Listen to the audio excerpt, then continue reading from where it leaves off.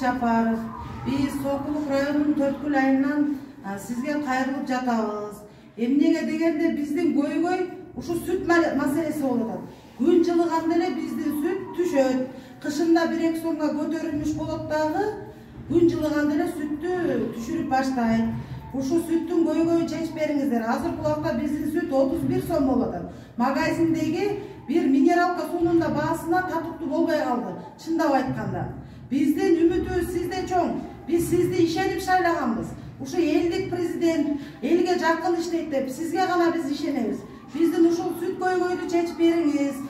Жем кымбат, чөп кымбат, баардык нерсе кымбат. Магазинден эч нерсе ала албайбыз. Айыл жергесинде только ушу сүт менен гана оокат кылабыз. Балдарыбызды багып. Эми сүттү арзандатып, мындан ары кандай оокат кылабыз? Караганыбыз мал. Азыр мисалы үчүн көк чыга элек, жемди до сих пор сатып беребиз, чөптү сатып беребиз. Даже жеген тамагын дагы актабайт уйларыбыз. Чындап айтканда. Жайыт жок. Ушуну чечип беришиңиздерди суранабыз. Өтүнөбүз. Сөзсүз эле митинг кылып, шаарга тополоң салыштын кереги деле жок деп ойлойм. Биздин көйгөйдү чечип бериңиз, Садыр Жапаров.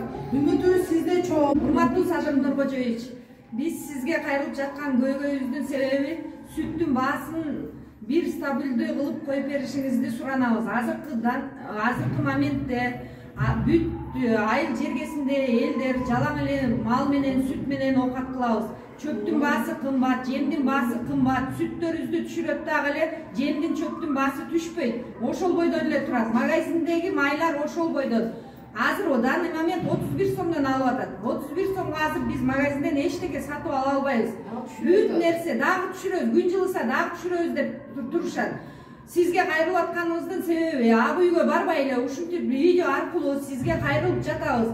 Бир көңүл буруп, бизди карап коюңузду өтүнөбүз. Карапай мелди. Это да, уже сейчас людская эта проблема нашего поселка.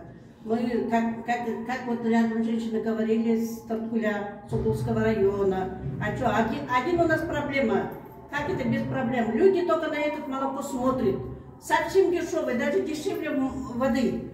Это как люди живут? Выживать-то должны как-то. У меня даже слов нету. Кто нам поможет, если глава вы?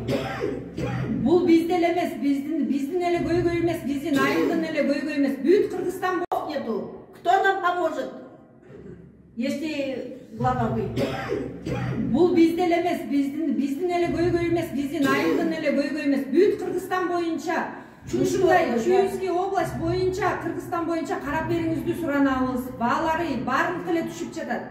Азыр 31 сомго биз эч нерсе сатып ала албайбыз. Все дорого. Сейчас, да, лишний шаг не сможет делать. Деревня для чего? На то и на молоко и смотрим. Основной доход только молоко у нас. Сельское хозяйство. Да, сельское хозяйство.